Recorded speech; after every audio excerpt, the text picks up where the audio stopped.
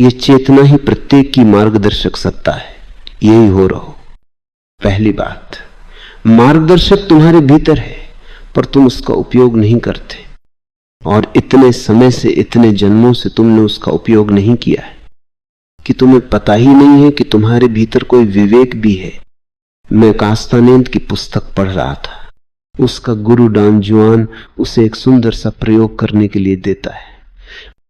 ये प्राचीनतम प्रयोगों में से एक है। एक अंधेरी रात में पहाड़ी रास्ते पर कास्तानेद का गुरु कहता है, तू भीतरी मार्गदर्शक पर भरोसा करके दौड़ना शुरू कर दे। ये खतरनाक था, ये खतरनाक था। पहाड़ी रास्ता था, अनजान था, वृक्षों झाड़ियों से भरा था, खाइयां भी थी, वो कहीं भी गिर सकता था। वहां तो दिन में भी संभल संभल कर चलना पड़ता था, और ये तो अंधेरी रात थी, उसे कुछ सुझाई नहीं पड़ता था। और उसका गुरु बोला, चल मत दौड़। उसे तो भरोसा ही ना आया, ये तो आत्महत्या करने जैसा हो गया। वो डर गया, लेकिन गुरु दौड़ा। वो बिल्कुल वन्य प्राणी की तरह दौड़ता हुआ गया और वापस आ गया। और कास्तानेद को समझ नहीं आया कि वो कैसे दौड़ रहा था, और न केवल वह दौड़ रहा था, बल्कि हर बार दौड़ता हुआ वह सीधी उसी के पास आता जैसे कि वो देख सकता हो। फिर धीरे धीरे कास्तानेद ने साहस जुटाया, जब ये बूढ़ा आदमी दौड़ सकता है तो वो क्यों नहीं दौड़ सकता। उसने कोशिश की, और धीरे धीरे उसे लगा कि कोई आंतरिक प्रकाश उठा रहा है। फिर वो दौड़ने लगा। तुम केवल तभी होते हो जब तुम सोचना बंद कर देते हो। जिस क्षण तुम सोचना बंद करते हो, अंतस घटित होता है। यदि तुम न सोचो तो सब ठीक है। ये ऐसे ही है जैसे कोई भीतर मार्गदर्शक कार्य कर रहा है। तुम्हारी बुद्धि ने तुम्हें भटकाया है, और सबसे बड़ा भटकाव यह है कि तुम अंतर विवेक पर भरोसा नहीं कर सकते। तो पहले तुम्हें अपनी बुद्धि को राजी करना पड़ेगा। यदि तुम्हारा विवेक कहता भी है कि आगे बढ़ो, तो तुम्हें अपनी बुद्धि को राजी करना पड़ता है, और तब तुम अवसर चूक जाते हो। क्योंकि कई क्षण होते हैं, या तो तुम उनका उपयोग कर ले सकते हो या उन्हें चूक जाओगे। बुद्धि समय लगाती है, और जब तक तुम सोचते हो, विचार करते हो, तब तक अवसर हाथ से निकल जाता है।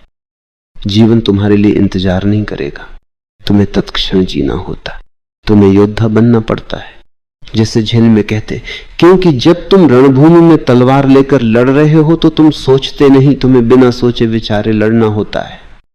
जैन गुरुओं ने तलवार का ध्यान की विधि की तरह उपयोग किया है। और जापान में कहते हैं कि यदि दो जैन गुरु, दो ध्यानस्थ व्यक्ति तलवारों से युद्ध कर रहे हो तो परिणाम कभी निकल ही नहीं सकता। न कोई हारेगा, न कोई जीतेगा, क्योंकि दोनों ही विचार नहीं कर रहे। तलवारें उनके हाथों में नहीं है, उनके अंतर विवेक, विचारवन, भीतरी मार्गदर्शक के हाथों में है। और इससे पहले कि दूसरा आक्रमण करे, विवेक जान लेता है और प्रतिरक्षा कर लेता है। तुम उसके बारे में सोच नहीं सकते, क्योंकि समय ही नहीं है। दूसरा तुम्हारा हृदय का निशाना बना रहा है। एक ही क्षण में तलवार तुम्हारे हृदय में घुस जाएगी। इस विषय में सोचने का समय ही नहीं कि क्या करना है। जैसे ही उसके मन में यह विचार उठता है कि हृदय में तलवार धुसा दो, उसी समय तुम में विचार उठना चाहिए कि बचो। उसी क्षण बिना किसी विलंब के केवल तभी तुम बच सकते हो, वरना तो तुम समाप्त हो जाओगे। तो वे तलवारबाजी को ध्यान की तरह सीखते हैं और कहते हैं, हर क्षण अंतर विवेक से जियो, सोचो मत, अंतस जो चाहे उसे करने दो, मन के द्वारा हस्तक्षेप मत करो। ये बहुत कठिन है, क्योंकि हम तो अपने मन से ही इतने प्रशिक्षित हैं। हमारे स्कूल, हमारे कॉलेज, हमारे विश्वविद्यालय, हमारी संस्कृति, सभ्यता, सभी हमारे मस्तिष्क को भरते हैं। हमारा अपने अंतर विवेक से संबंध टूट गया है। सब उस अंतर विवेक के साथ ही पैदा होते हैं, लेकिन उसे काम नहीं करने दिया जाता। वो करीब करीब अपंग हो जाता है, पर उसे पुनर्जीवित किया जा सकता है। यह सूत्र इसी अंतर विवेक के लिए है। यह चेतना ही प्रत्येक की मार्गदर्शक सत्ता है। यही हो रहो। खोपड़ी से मत सोचो, सच में तो सोचो ही मत, बस बड़ा। कुछ परिस्थितियों में इसे करके देखो। ये कठिन होगा क्योंकि सोचने की पुरानी आदत होगी। तुम्हें सजग रहना पड़ेगा कि सोचना नहीं है, बस भीतर से महसूस करना है कि मन में क्या आ रहा है।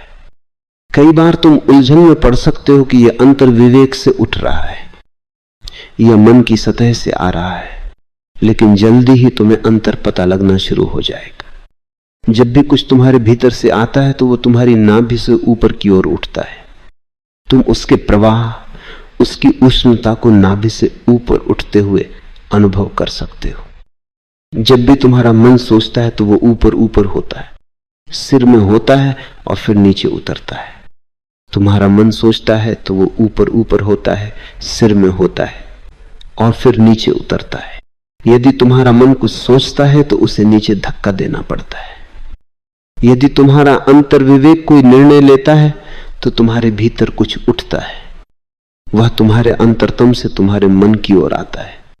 मन उसे ग्रहण करता है पर वह निर्णय मन का नहीं होता, वह पार से आता है। और यही कारण है कि मन उससे डरता है। बुद्धि उस पर भरोसा नहीं कर सकती क्योंकि वह गहरे से आता है, बिना किसी तर्क के, बिना किसी प्रमाण के बस उभर आता है। तो किन्हीं परिस्थितियों में इसे करके देखो। उदाहरण के लिए, तुम जंगल में रास्ता भटक गए हो तो इसे करके देखो। सोचो मत, बस अपने आंख बंद कर लो, बैठ जाओ, ध्यान में चले जाओ और सोचो मत, क्योंकि वह व्यर्थ है। तुम सोच कैसे सकते हो? तुम कुछ जानते ही नहीं हो। लेकिन सोचने की ऐसी आदत पड़ गई है कि तुम तब भी सोचते चले जाते हो। जब सोचने से कुछ भी नहीं हो सकता है, सोचा तो उसी के बारे में जा सकता है जो तुम पहले से जानते हो। तुम जंगल में रास्ता खो गए हो, तुम्हारे पास कोई नक्शा नहीं है, कोई मौजूद नहीं है जिससे तुम पूछ लो अब तुम क्या सोच सकते हो। लेकिन तुम तब भी कुछ न कुछ सोचोगे। वो सोचना बस चिंता करना ही होगा, सोचना नहीं होगा। और जितनी तुम चिंता करोगे उतना ही अंतर विवेक कम काम कर पाएगा। तो चिंता छोड़ो, किसी वृक्ष के नीचे बैठ जाओ और विचारों को विदा हो जाने दो। बस प्रतीक्षा करो, सोचो मत, कोई समस्या मत खड़ी करो, बस प्रतीक्षा करो। और जब तुम्हें लगे कि निर्विचार का क्षण आ गया है तब खड़े हो जाओ और चलने लगो। जहां भी तुम्हारा शरीर जाए उसे जाने दो, तुम बस साक्षी बने रहो, कोई हस्तक्षेप मत करो। खोया हुआ रास्ता बड़ी सरलता से पाया जा सकता है, लेकिन एकमात्र शर्त है कि मन के द्वारा हस्तक्षेप न हो। ऐसा कई बार अनजाने में हुआ है।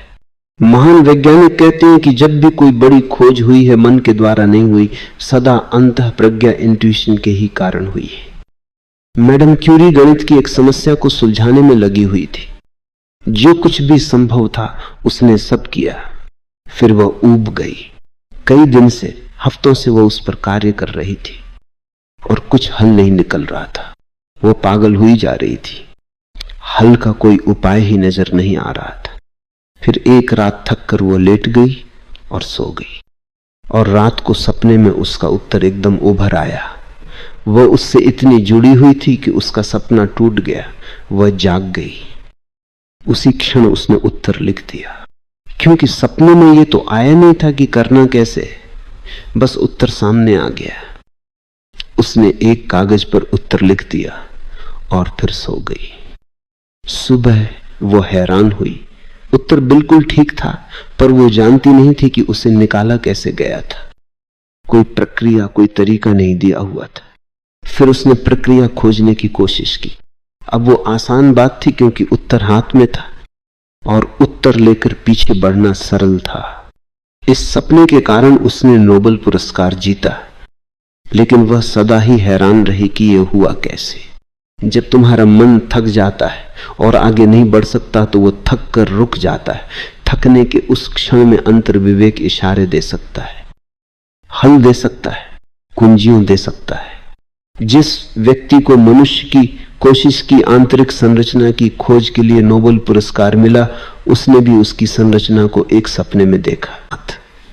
उसने मानवीय कोशिका की पूरी आंतरिक संरचना को सपने में देखा और सुबह उठकर उसकी पिक्चर बना दी।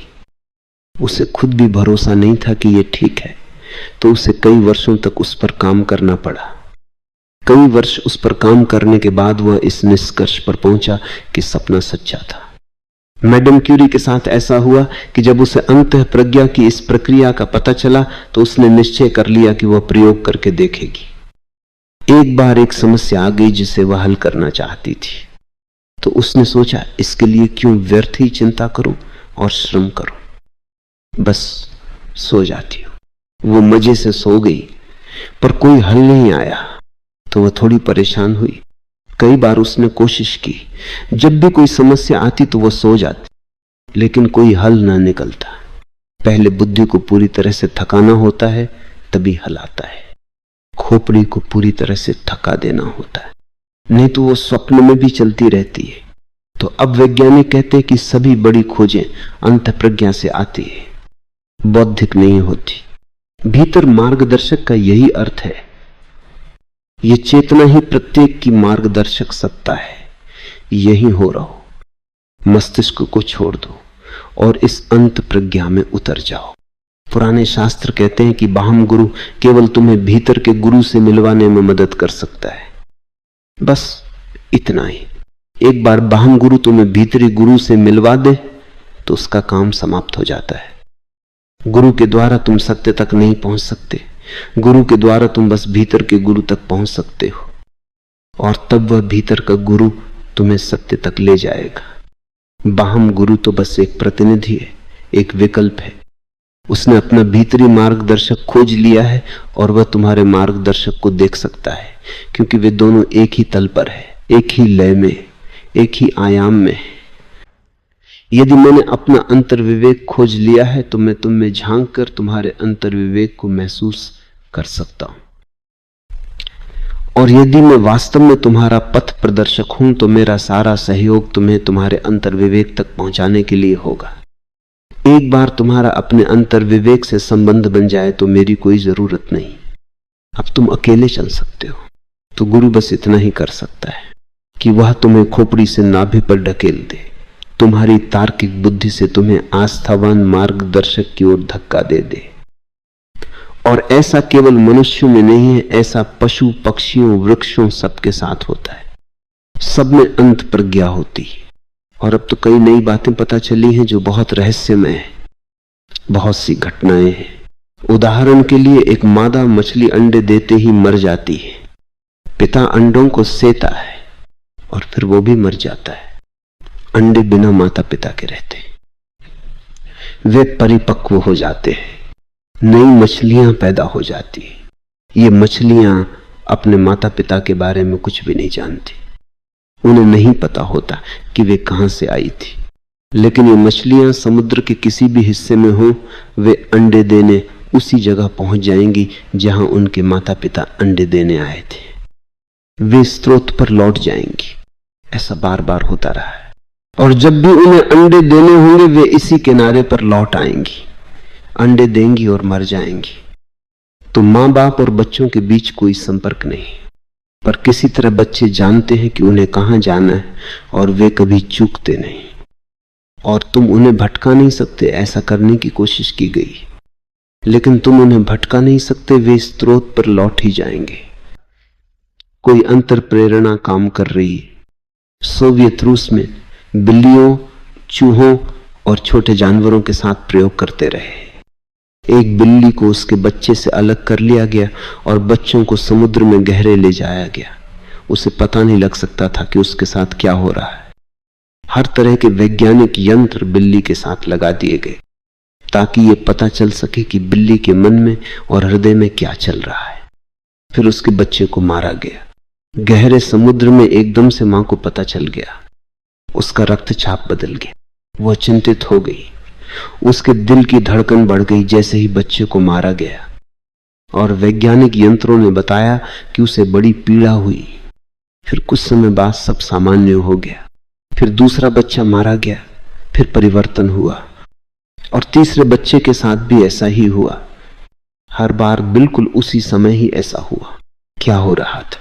अब रूसी वैज्ञानिक कहते हैं कि मां के पास एक अंतर प्रेरणा होती है, अनुभूति का एक अंत केंद्र होता है, और वो बच्चों के साथ जुड़ा होता है चाहे वे कहीं भी हों, और वह तत्क्षण एक टेलीपैथिक संवेदना अनुभव करती है। मनुष्य में मां इतना अनुभव कर सकती, ये बड़ी हैरानी की बात है। मनुष्य को अधिक अनुभव करना चाहिए क्योंकि वो अधिक विकसित है, लेकिन वो नहीं कर पाती क्योंकि मस्तिष्क ने सब कुछ अपने हाथों में ले लिया है और सारे आंतरिक केंद्र अपंग पड़ गए। ये चेतना ही प्रत्येक की मार्गदर्शक सत्ता है। यही हो रहो। जब भी तुम किसी परिस्थिति में बहुत परेशान हो और तुम्हें पता न चले कि उसमें से कैसे निकलना है, तो सोचो मत, बस गहरे निर्विचार में चले जाओ और अपने अंतर विवेक को अपना मार्गदर्शन करने दो। शुरू शुरू में तो तुम्हें भय लगेगा, असुरक्षा महसूस होगी, पर जल्दी ही जब तुम हर बार ही ठीक निष्कर्ष पर पहुंचोगे, जब तुम हर ठीक द्वार पर पहुंच जाओगे, तुम्हें साहस आ जाएगा और तुम भरोसा करने लगोगे। यदि यह भरोसा आता है तो उसे ही मैं श्रद्धा कहता हूं। ये वास्तव में आध्यात्मिक श्रद्धा, अंतर विवेक में श्रद्धा है। बुद्धि तुम्हारे अहंकार का हिस्सा है, वह तो अपने आप पर ही भरोसा है। जिस क्षण तुम अपने में गहरे उतरते हो, तुम ब्रह्मांड की आत्मा में पहुंच जाते हो। तुम्हारी अंत प्रज्ञा परम विवेक का अंश है। जब तुम अपना ही अनुसरण करते हो तो सब कुछ उलझा देते हो और तुम्हें पता नहीं चलता कि तुम क्या कर रहे हो। तुम अपने को बहुत ज्ञानी समझ सकते हो, पर हो नहीं। ज्ञान तो हृदय से आता है, बुद्धि से नहीं। ज्ञान तुम्हारी आत्मा के अंतरतम से उठता है, मस्तिष्क से नहीं। अपनी खोपड़ी को अलग हटाकर रख दो और आत्मा का अनुसरण करो, चाहे वह जहां भी ले जाए। अगर वो खतरे में भी ले जाए तो खतरे में जाओ, क्योंकि वही तुम्हारे लिए और तुम्हारे विकास के लिए मार्ग होगा। खतरे से तुम विकसित होगे और पकोगे। यदि अंतर विवेक तुम्हें मृत्यु की ओर भी लेकर जाए तो उसके पीछे जाओ, क्योंकि वही तुम्हारा मार्ग होगा। उसका अनुसरण करो, उसमें श्रद्धा करो और उस पर चल पड़ो।